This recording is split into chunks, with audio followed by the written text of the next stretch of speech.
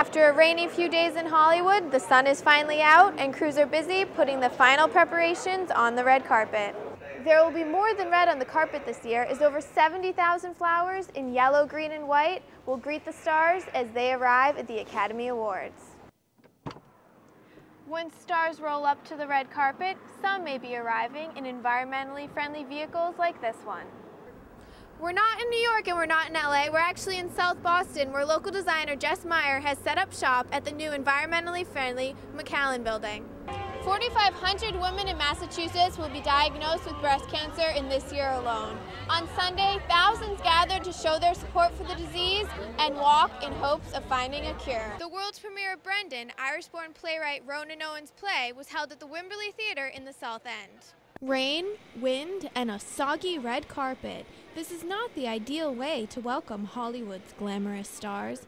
There's just a day to go before the Academy Awards, so everyone is gearing up for the big night. We did a special VIP visit with the Coke winners this morning, so one of our sponsors had a raffle. They're going to have some people in the bleachers tomorrow. We took them down here for the parade of the Oscars. And also on this day before the awards, Academy President Sid Ganis is seeing how things were going and looking forward to the big day. You know what? I have pretty good seats for tomorrow night. After a rainy few days in Hollywood, the sun is finally out and crews are busy putting the final preparations on the red carpet. Crews are working to soak up the rain on the red carpet and replace part of it. There's a lot of work going on inside the Kodak Theater as well. First week is fairly quiet, watching the scenery go up. Second week, we start to pay attention to details. As the big day approaches, Oscar receives the final touch-up. The famous statues are escorted into the Kodak, and a new carpet is put in place. All of this is done in an effort to have Sunday night go off without a hitch. In Hollywood, I'm Madeira Ginley. The red carpet is in place, statues of Oscar line Hollywood Boulevard, and members of Larry Crane's flower team have been busy all week preparing the arrangements. His array of flowers will accent the award show. 75 different varieties of flowers, but there's like 70,000 stems of flowers that we're using, and then we have about 1,500 blooming plants and another several hundred green plants. The flowers will be everywhere, from the press room to the famous red carpet. The main area that you're going to see that kind of like is spectacular because it's so big is the entrance to the red carpet. There will be more than red on the carpet this year, as over 70,000 flowers in yellow, green, and white will greet the stars as they arrive at the Academy Awards.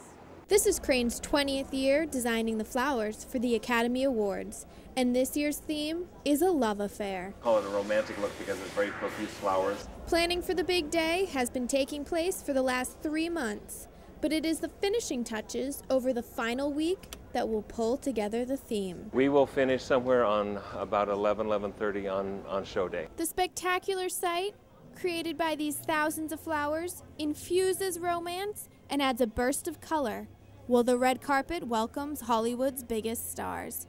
In Hollywood, I'm Madeira Ginley.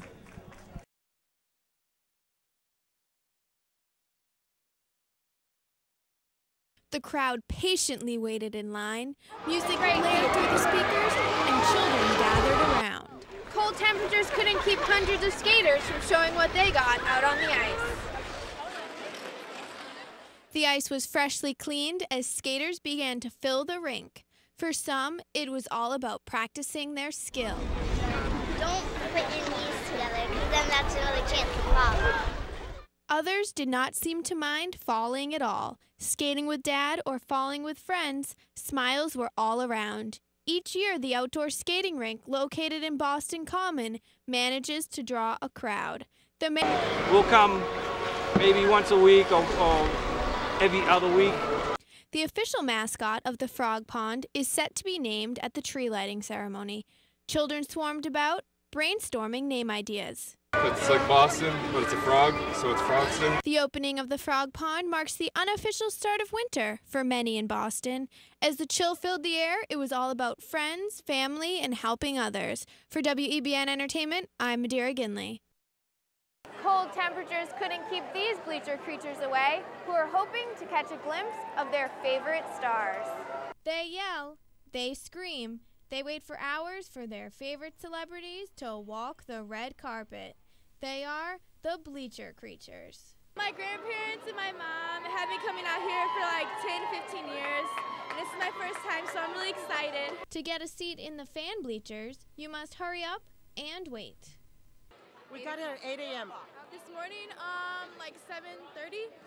And they are going to be here for more than 10 hours. These die-hard fans were given some treats to keep their energy levels up. They treated us to Krispy Kremes and coffee, and then they gave us a bag with goodies, with candies and goodies. And the weather didn't dampen their spirits. Yeah, it was raining, it got really cold, but now, it's starting to clear up, so that's good. It is almost showtime, and the creatures can't wait to see their favorite celebrities in person. George Clooney. Yes. Ryan Seacrest, actually. Ellen Page. As the celebs take their seats, the 612 bleacher creatures will leave their spot on the red carpet and hurry to watch the show at home. In Hollywood, I'm Madeira Ginley. Been walking for 9 years now. I'm a 13-and-a-half-year breast cancer survivor. Janet Ingram is pink, peppy, and poised to make a difference. She and her friends make up Team Yaya. They were here at the Hat Show to raise money to cure breast cancer. All the women that have really affected my life, from when I was diagnosed to right now till today, my family, my friends, there's a really special group of women. For the Yayas, this was a personal day of reflection. Ingram took time to remember where she was when she heard the diagnosis. Yes, I was 35 years old and 34 weeks pregnant with my second child when I was diagnosed. Ingram was able to have her child and beat the cancer. For her, it was a roller coaster of a ride that has made her who she is today. At times very scary, got better as the years went on.